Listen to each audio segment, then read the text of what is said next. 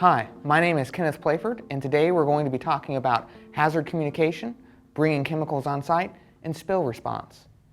Today's learning session is focused on giving you the tools to allow you to protect yourself against the exposure to chemicals that you use on a daily basis. But before we dive into our topic for the month, let's take a look at the company's Safety Cross and recordable incident rate for the month of April. We ended the month of April with a total of 9 recordable incidents and a rate of 1.95. The Safety Cross depicts what days an incident occurred in red and what days that no incident occurred are in green. By the end of today's learning session, you will have learned about the OSHA Hazard Communication Standard, incorporating the globally harmonized system and how it applies to you, Southwire's policy on bringing on-site or purchasing chemicals, and how to respond if you discover a spill or release of a material. The OSHA Hazard Communication Standard, or HAZCOM, was created not only to provide you with the hazards of the chemicals you work with, but also give you the ability to understand them.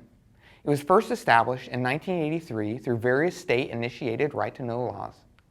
This established standard now incorporates the globally harmonized system and is vitally important in that it helps you and other employees to reduce your risk of chemical exposure, avoid dangerous chemicals, obtain the proper education and information about the chemicals you use, and select the right and effective personal protective equipment for that chemical or product.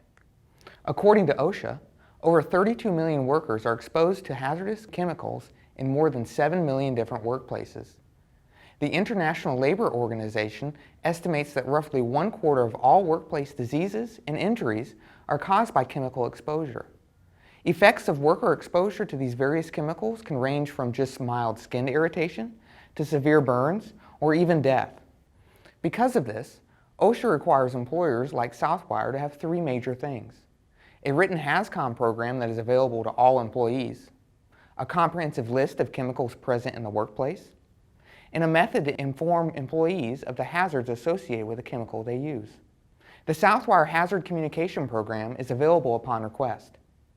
To give you the ability to know and understand the hazards associated with a chemical or product, there are 2 major elements you must familiarize yourself with: safety data sheets, or SDSs, and container labels and labeling. But before we go into how to use these documents, we have to understand how the hazards are communicated and classified under GHS and its elements. There are a few vital elements for hazard classification and identification. They include chemical classifications, precautionary statements, signal words, hazard statements, and pictograms. These elements will provide you with an understanding of the hazards for a given chemical or product. They will be communicated in the label and safety data sheets. Let's begin to look at the various elements, beginning with chemical classifications. There are 3 chemical classifications: health hazards, physical hazards, and environmental hazards. Chemicals and products go through a specific prescriptive classification process to determine the appropriate hazards that are presented with the use of a chemical or product. From this testing process, the hazards are broken down into these 3 categories. For health hazards, there are 10 established hazards that can be associated with a chemical or product: acute toxicity, skin corrosion or irritation, respiratory or skin sensitization, germ cell mutagenicity, carcinogenity, reproductive toxicity, specific target organ toxicity for a single exposure, specific target organ toxicity for repeated exposure, aspiration hazards, and simple asphyxiants. Moving on to physical hazards associated with chemicals and products, there are many more than health, as these hazards describe how a chemical will act or the characteristics it has or can produce. Presented here are all the types of physical hazards that a product or chemical can be classified as. The hazards of a specific chemical are also communicated through precautionary statements, signal words, hazard statements, and pictograms. Precautionary statements are determined when the chemical first goes through its hazard classification. This phrase describes the recommended measures that should be taken to minimize or prevent adverse effects resulting from exposure to the hazardous chemical or improper storage and handling. Precautionary statements give recommended measures related to prevention, response, storage, and disposal. Some examples include: wear respiratory protection, wash with soap and water, store in a well-ventilated place. These statements will also give you the information on what personal protective equipment to wear, what to do after handling the chemical, how to store the material, and even what to do if it's released. These statements are a wealth of knowledge to be used to mitigate exposure. The next element you should make yourself aware of is the signal word. There are two signal words, danger and warning. Not all chemicals will have a signal word, as through the classification process, it was determined that the chemical wasn't hazardous enough to have the word affixed. The word danger is going to be affixed to a chemical that has a more severe hazard, and the word warning is going to be affixed to chemicals with lower hazards. Only one word, if any, will appear on the chemical. Another element that will further your understanding of the chemical you are using is the hazard statement. This statement is assigned to a specific hazard classification and category that best describes the nature of the hazard or the hazards of a chemical. This statement will also outline the degree of severity of the hazard. Some examples of the hazard statement include flammable liquid and vapor, causes skin irritation, may cause cancer. Pictograms are used to further enable you to identify hazards associated with the use of a chemical. There are 9 pictograms. The combination of pictograms takes the written elements we just discussed and places the information in a visual context. The pictograms are grouped in the same manner as the chemical classifications were: health hazards, physical hazards, and environmental hazards. There are 9 pictograms, but only 8 are regulated by OSHA. We're going to go into a little detail on the meaning of each pictogram and how it might be used to communicate to you the hazards associated with the use of a chemical. These 2 pictograms are specific to acute toxicity or short-term exposure. The skull and crossbones is used for any substance that is classified as having acute toxicity with the highest severity under the health classification. An exclamation mark pictogram are used for less acutely hazardous materials. If a substance is properly labeled, these 2 pictograms will never appear on the same label.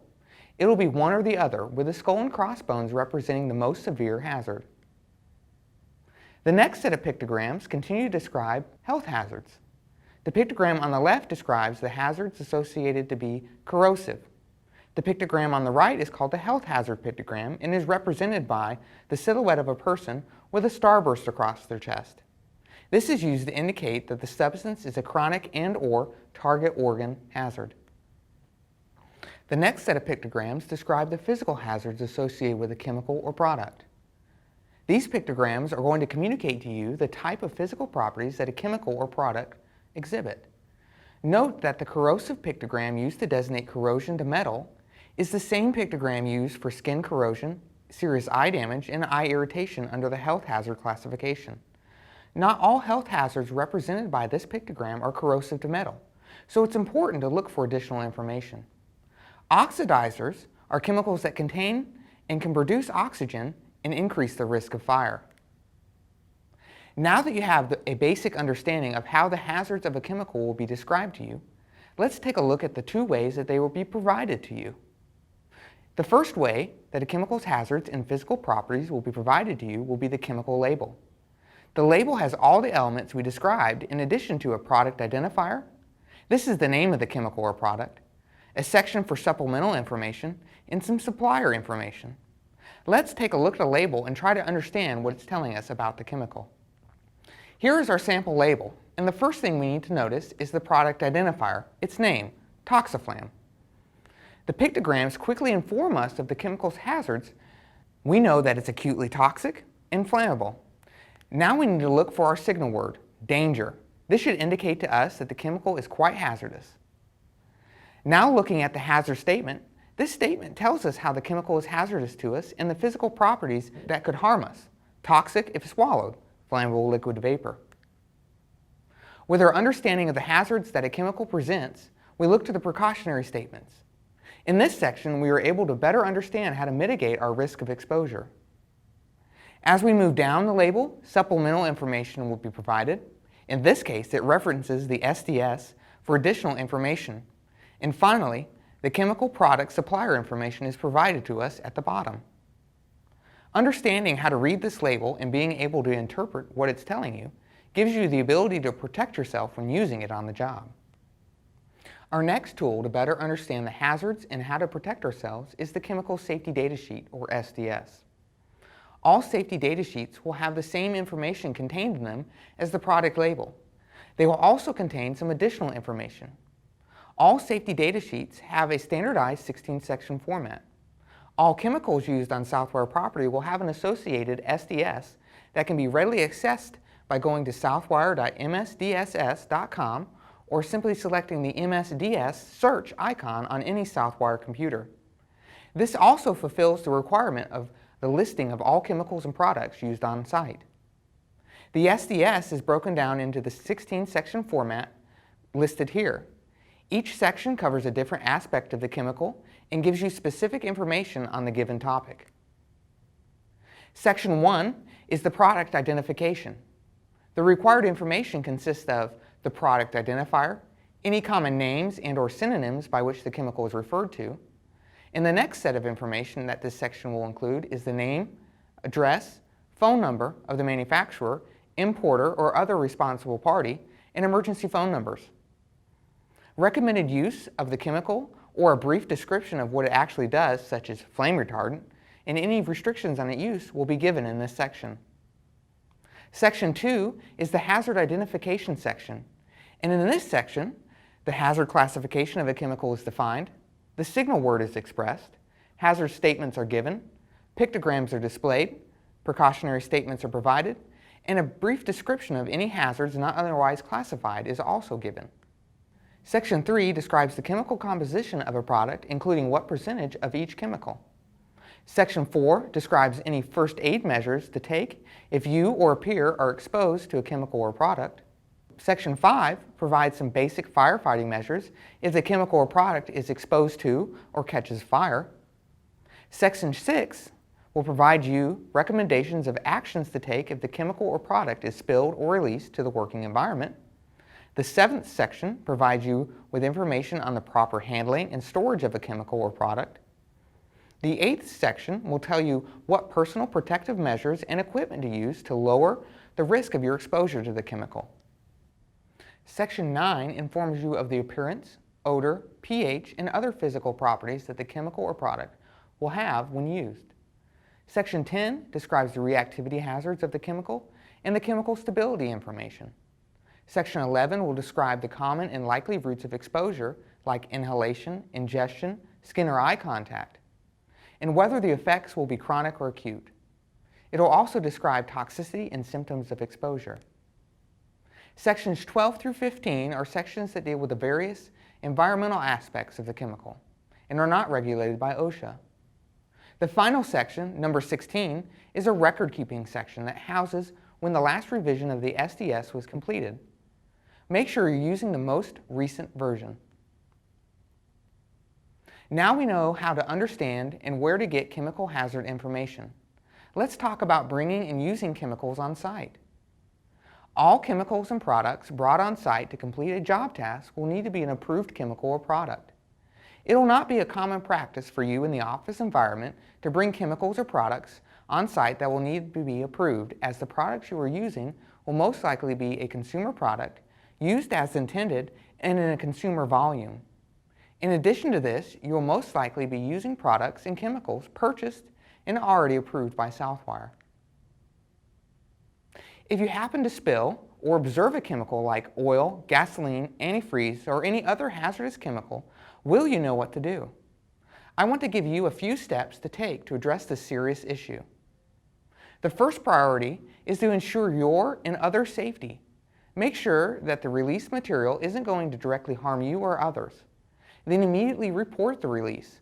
For Carrollton, this can be done by calling 3333 from any Southwire phone and 770-832-4391 from any phone. It'd be a good idea to have these numbers readily available to you so you can promptly report at any time.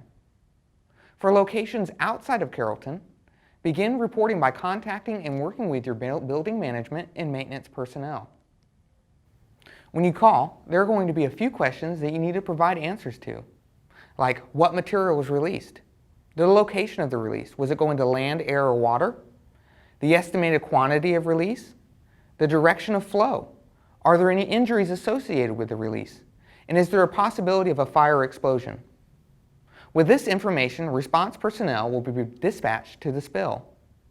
Today we covered a good deal of information, but have gained some very useful knowledge on protecting ourselves when we use chemicals, and how to report the release of a chemical or product. If you have any questions, feel free to reach out to me and I'll be happy to answer them. Have a great day and look forward to seeing you next time.